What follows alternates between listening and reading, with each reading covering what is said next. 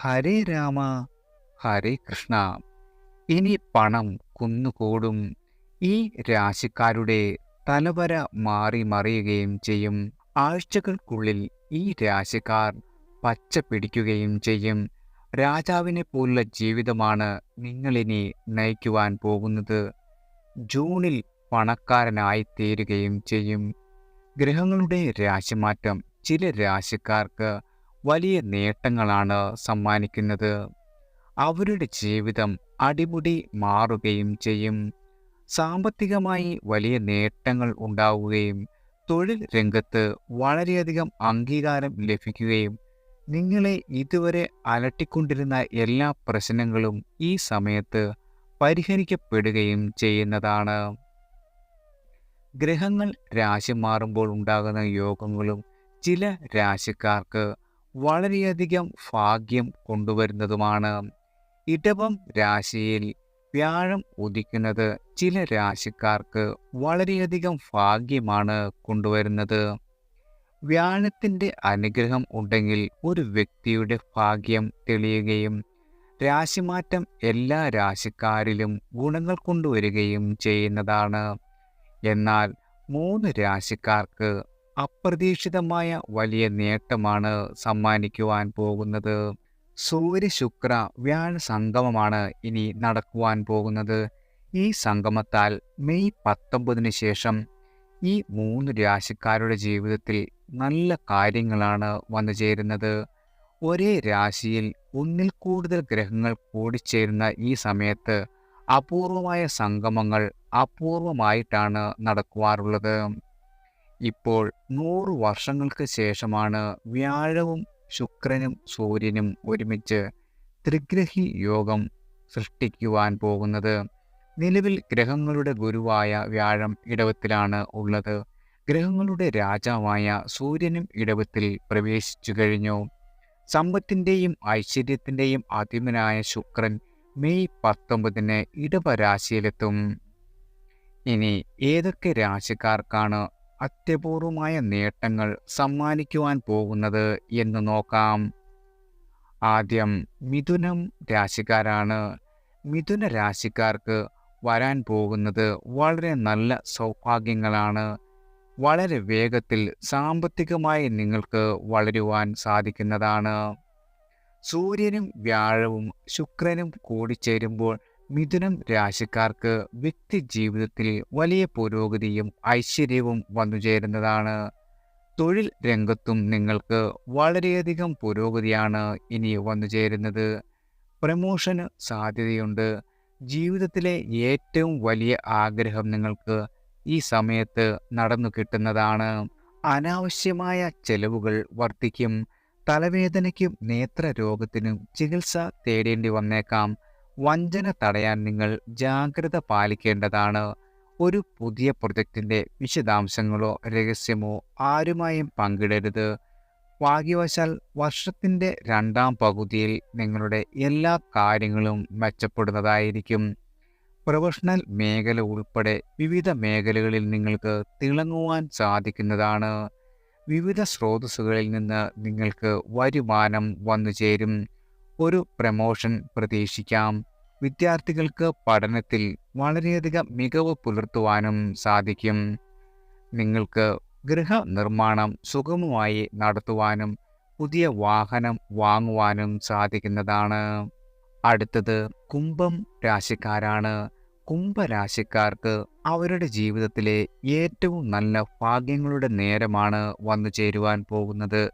3 ഗ്രഹങ്ങളും കൂടിച്ചേരുമ്പോൾ നിങ്ങളുടെ ജീവിതത്തിൽ ഇനി പുരോഗതിയുടെ ദിനങ്ങളാണ് വന്നു ചേരുന്നത്.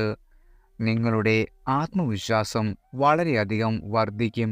ബിസിനസ് രംഗത്ത് പ്രവർത്തിക്കുന്നവരാണെങ്കിൽ നിങ്ങൾക്ക് വരുവാൻ പോകുന്നത് വൻ ലാഭമാണ്. അതുപോലെ തന്നെ ജോലി ചെയ്യുന്നവരാണെങ്കിൽ ഏറെ വൈകാതെ തന്നെ നിങ്ങൾക്ക് സ്ഥാനക്കയറ്റവും ഉണ്ടാകും. സാമ്പത്തികമായി വളരെയധികം ഉയർച്ചയാണ് നിങ്ങളെ കാത്തിരിക്കുന്നത്. നിങ്ങളുടെ ജീവിതത്തിൽ പാതി വഴിയിൽ നിർത്തിയ പല സ്വപ്നങ്ങളും ഈ സമയത്ത് പൂർത്തീകരിക്കുവാനുള്ള അവസരവും വന്നുചേരും. അതുപോലെ തന്നെ ഈ വർഷം നല്ല സാമ്പത്തിക ഫലങ്ങൾക്കുള്ള സാധ്യതയാണ് നിങ്ങൾക്ക്. നിങ്ങളുടെ 11ാം ഭാവത്തിൽ സൂര്യനും ചൊവ്വയും സ്ഥാനം പിടിക്കുന്നത് മൂലം ഈ വർഷം വളരെയധികം സൗഭാഗ്യങ്ങളാണ് നിങ്ങൾക്ക് വന്നു ചേരുന്നത്.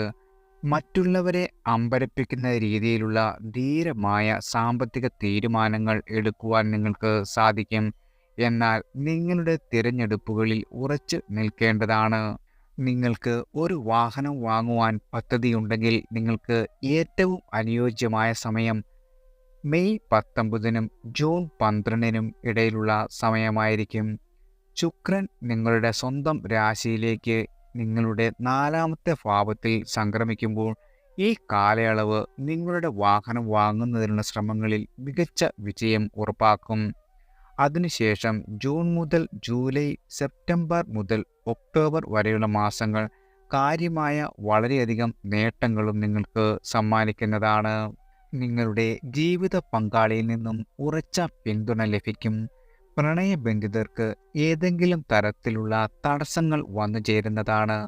അനിയന്ത്രിത കോപം പലപ്പോഴും ആപത്തായി തീരുകയും ചെയ്യും. വിദേശത്തു നിന്നും നാട്ടിൽ തിരികെ എത്തും. ബാങ്കുകളിൽ നിന്നും ലോൺ പാസ്സായി കിട്ടുകയും ചെയ്യും. മനസ്സിനെ നിങ്ങൾക്ക് ഇതുവരെ വിഷമിപ്പിച്ചിരുന്ന എല്ലാ പ്രശ്നങ്ങളിൽ നിന്നും മോചനം ലഭിക്കുന്നതാണ്. വിവാഹം ആലോചിക്കുന്ന ആളുകൾക്ക് അനുകൂലമായ സമയമാണ് വന്നെത്തിയിരിക്കുന്നത്. രോഗദുരിതങ്ങളിൽ വിഷമിക്കുന്ന ആളുകൾക്ക് ആശ്വാസം ലഭിക്കുന്നതാണ്. ഭക്ഷണത്തിൽ നിന്നും അലർജി പിടിപെടാതെ നോക്കേണ്ടതാണ്. ഈ സമയത്ത് നിങ്ങളുടെ വളർത്തുമൃഗങ്ങളാൽ പരുക്കേക്കാതെ നോക്കേണ്ടത് അത്യാവശ്യമാണ്. ഗുണവർദ്ധനയ്ക്കും ദോഷശമനത്തിനുമായി മഹാവിഷ്ണു ഭജനം നടത്തുക. വ്യാഴാഴ്ചകളിൽ വ്രതമെടുക്കുക. വിഷ്ണു അഷ്ടോത്തര ജപം നടത്തുന്നത് മൂലം വിഷ്ണുവിന് ജന്മനാളിൽ പാൽപ്പായസം നിവേദിക്കുകയും ചെയ്യുക. അടുത്തത് മേടം രാശിക്കാരാണ്. ഈ രാശിക്കാരുടെ ഭാഗ്യം ഇനിയും തെളിയും. അപ്രതീക്ഷിതമായ ജീവിതത്തിൽ വളരെയധികം പുരോഗതികൾ വന്നു ചേരുന്നതാണ്. കടം കൊണ്ട് നിന്നു തിരിയാൻ പറ്റാത്ത അവസ്ഥയിൽ നിൽക്കുന്നവരാണെങ്കിൽ പോലും ഈ സമയത്ത് അതൊക്കെ തീർത്ത് സമാധാനത്തോടെ കഴിയുവാൻ സാധിക്കുന്ന ഒരു സമയമാണ്. വരുമാനം നിങ്ങളുടെ വളരെയധികം വർദ്ധിക്കും. നിങ്ങളുടെ ആത്മാർത്ഥതയ്ക്ക് അംഗീകാരം ലഭിക്കുകയും ചെയ്യും. പുതിയ വാഹനം വാങ്ങുവാനുള്ള സാധ്യത കാണുന്നുണ്ട്. മെയ് 19ന് ശേഷം ഈ രാശിക്കാരുടെ ഭാഗ്യം ഒന്നുകൂടി തിളങ്ങും. ജോലി മാറാൻ നോക്കുന്നുണ്ടെങ്കിൽ ഇത് തന്നെയാണ് അതിന് മികച്ച സമയം. നല്ല ശമ്പളത്തോടെ മികച്ച ജോലി തന്നെ ലഭിക്കുകയും ചെയ്യും. വിവാഹം കഴിക്കാത്തവർക്ക് വിവാഹം നോക്കിത്തുടങ്ങാം. വിവാഹം കഴിഞ്ഞവരാണെങ്കിൽ നിങ്ങളുടെ കുടുംബത്തിൽ വളരെയധികം ഐശ്വര്യവും സന്തോഷവും സമാധാനവും അലയടിക്കും. നിങ്ങൾക്ക് ഉദ്ദിഷ്ട കാര്യങ്ങളിൽ വിജയം വന്നു ചേരും. ബന്ധുഗുണം ലഭിക്കുകയും ചെയ്യും. മംഗളകർമ്മങ്ങളിൽ സംബന്ധിക്കുവാൻ യാത്രകൾ വേണ്ടിവരുന്നതാണ്. മാതാവിനോ മാതൃജനങ്ങൾക്കോ അരിഷ്ടത വരുവാനുള്ള സാധ്യതയുണ്ട്. തൊഴിൽ രംഗത്ത് അന്യരുടെ ഇടപെടൽ മനോവിഷമം നിങ്ങൾക്ക് സൃഷ്ടിക്കുന്നതാണ്. നിങ്ങളുടെ ബന്ധുക്കൾ തമ്മിൽ നിലനിന്നിരുന്ന ഭിന്നതകൾ ശമിക്കും.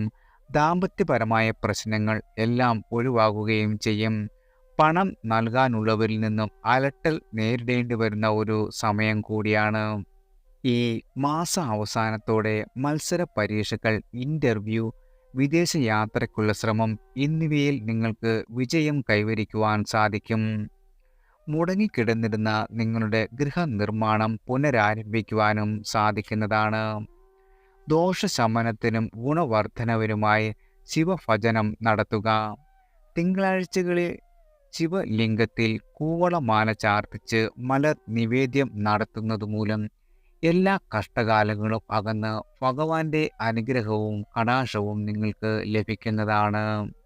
എല്ലാവർക്കും ഈശ്വരൻ്റെ അനുഗ്രഹം വന്നു ചേരട്ടെ.